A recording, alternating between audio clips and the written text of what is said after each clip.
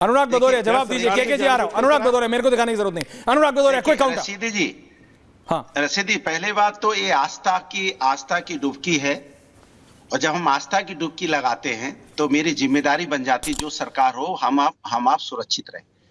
आप बताइए, गंगा मां में भी कोई वीआईपी नॉन वीआईपी होगा? सनातन के लिए तो वीआईपी नॉन वीआईपी का तो कोई मतलब नहीं होता। वहां गरीब अमीर और वीआईपी सब बराबर है। गंगा माँ की जो आस्था की डुबकी लगाएगा, वो गंगा माँ आशीर्वाद दे के नहीं देती है वीआईपी है ये नॉन वीआईपी है।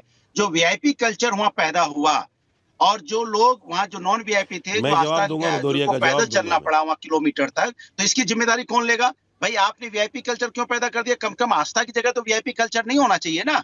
वहां पे हर आदमी वीआईपी बना चला जा रहा है, जो जिसका जुगाड़ वीआईपी जा रहा है। कभी ये आपने काफिला दे दिया बंद, और जी अखिलेश यादव जी को क्यों आपने वीआईपी दिया? तो हम आम आदमी की बात कर रहे हैं।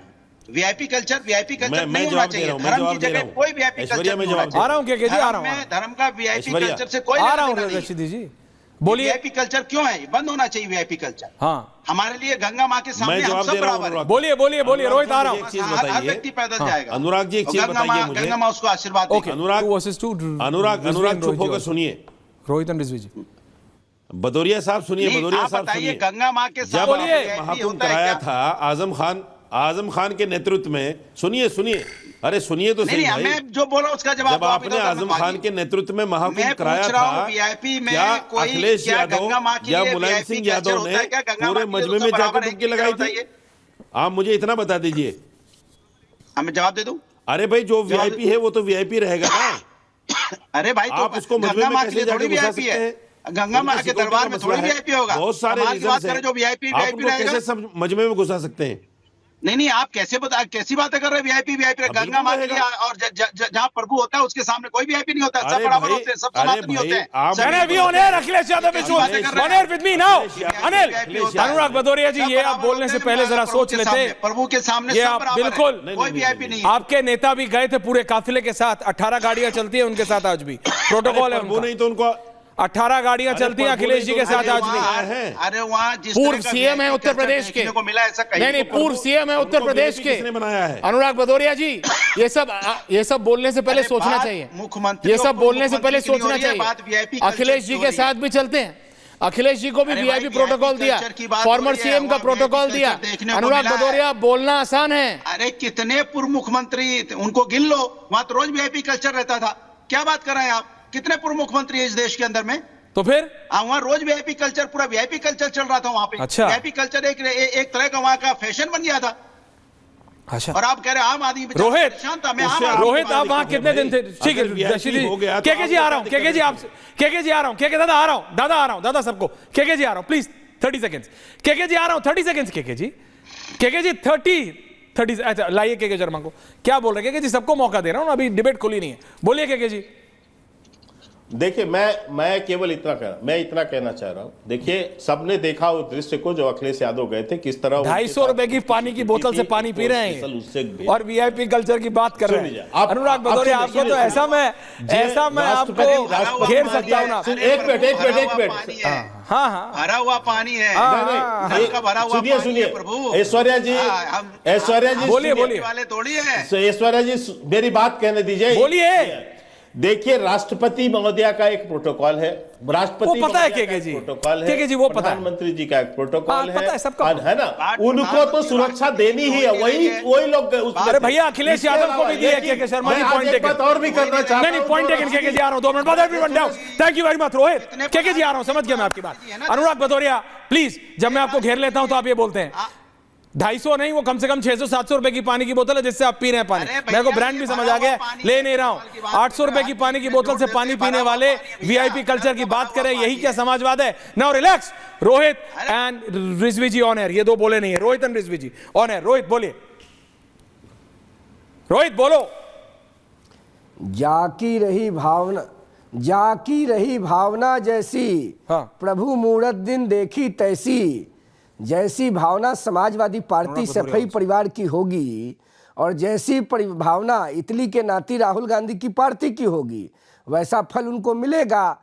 ठीक कहा है उत्तर प्रदेश के माननीय मुख्यमंत्री योगी आदित्यनाथ जी ने विधानसभा के पटल पर। जिन लोगों की जैसी भावना थी उनको वैसा प्रतिफल मिला है। कहीं किसी प्रकार की कोई परेशानी महाकुंभ के क्षेत्र में नहीं हुई है।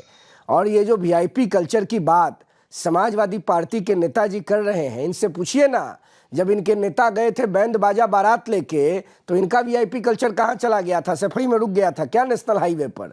फालतू की बात ये लोग करते हैं। महाकुंभ मेले में पूरी दुनिया से भारतीय परंपरा में विश्वास रखने वाले, सनातन धर्म को अलंकृत करने वाले सभी सम्मानित लोग आए थे। ये सभी लोग सनातन विरोधी हैं। आज कांग्रेस पार्टी के राज्यसभा के सदस्य आदरणीय प्रमोद तिवारी जी की बात सुन के मुझे हैरत हो गई। प्रमोद तिवारी जी ने कहा कि उत्तर प्रदेश सरकार ने लोकसभा के विपक्ष के नेता राहुल गांधी को न्योता नहीं दिया। वेटिकन सिटी में बिना न्योता के राहुल गांधी जी और इनका परिवार चला जाता है और हिंदुस्तान में पैदा हुए, तीर्थराज प्रयागराज में इनके पुरख पैदा हुए और इनको सनातन धर्म के सबसे बड़े समागम और भारत के सबसे बड़े मूल धर्म सनातन के महासंगम के लिए न्योता की आवश्यकता है। दावते इफ्तार में बिना न्योता के सब्जी बाग पटना पहुंच जाते हैं, और दावते इफ्तार में बिना न्योता के लखनऊ के अमीना बाग चले जाते हैं, और दावते इफ्तार में बिना न्योता के जामा मस्जिद चले जाते हैं। और सनातनियों का सबसे बड़ा महाकुंभ महासमागम हुआ तो कांग्रेस पार्टी के वयोवृद्ध और वरिष्ठ नेता, मैं आदर करता हूं प्रमोद तिवारी जी का, उनके मुंह से जो आज बात सुना मैंने सिर पकड़ लिया। कहां जा रही है कांग्रेस पार्टी? क्या हो गया कांग्रेस पार्टी को? किस प्रकार की गिरावट कांग्रेस में आ गई? अब बताइए, बेटी के ब्याह होगा मेरे घर में और मेरा भाई मुझसे न्योता मांगेगा, वहां तो पत्तल फेंकने के लिए मेरे भाई को खड़ा होना चाहिए। शर्म आनी चाहिए कांग्रेस को और शर्म आना चाहिए लोकसभा में विपक्ष के नेता राहुल गांधी को।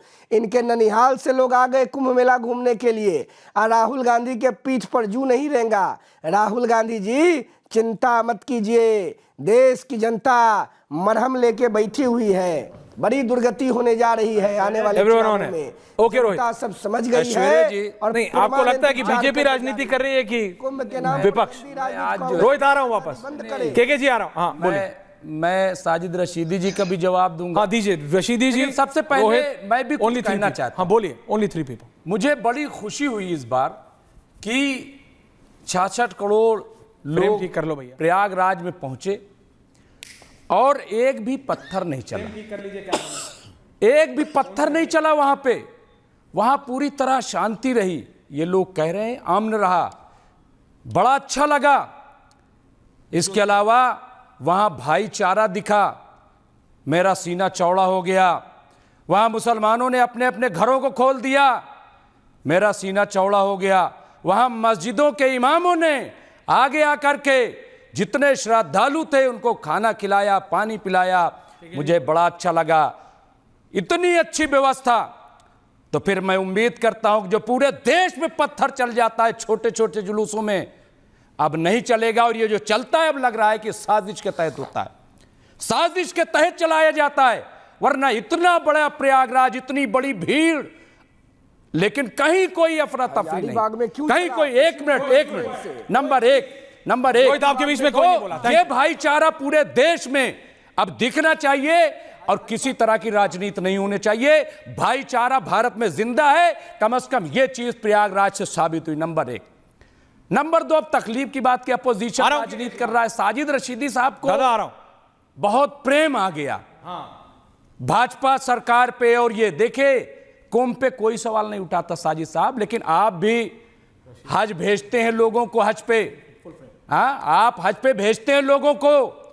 वहां जब ज्यादा पैसे लेकर के और अव्यवस्था दी जाती है, वहां खराब गाड़ी दी जाती है, खराब घर दिया जाता है, उनको उनके साथ सिक्योरिटी नहीं होती है, तो आप बताइए क्या आपको नहीं घेरा जाता? वहां भी तो लोग हज को जाते हैं।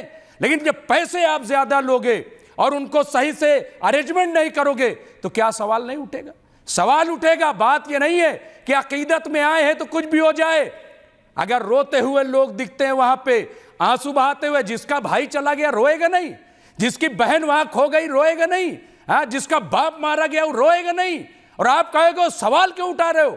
अगर पहले से ये कहा जा रहा है भाई बात 100 करोड़ की थी कि हमने 100 करोड़ की व्यवस्था की और वहां पहुंचे 66 करोड़ जैसा कि कहा जा रहा है, इसके बावजूद अव्यवस्था, और फिर सवाल ना उठाया जाए। तो आप तो जो बोल रहे हैं आप अपने तरफ से बताइए कि हज में जो लोग जाते हैं, सिर्फ मैं हिंदुस्तान की बात बता रहा हूं, 2 लाख जाते हैं, जिनमें से 130 एक मिनट 1,30,000 सिर्फ हिंदुस्तान से जाता। नहीं बोलिए ना, कह रहा हूं पॉइंट। उसमें अव्यवस्था होती कि नहीं, और सवाल उठता है कि नहीं, साजिद साहब बताइए। और उठना चाहिए। रिपीट कर रहे हैं सेम बात 2.5 मिनट से। रशीदी जी, ये बात आप 30 सेकंड में कर सकते थे। रशीदी जी, मैं जवाब दे रहा हूं। क्विक काउंट है, उसके बाद के जी आ रहा हूं।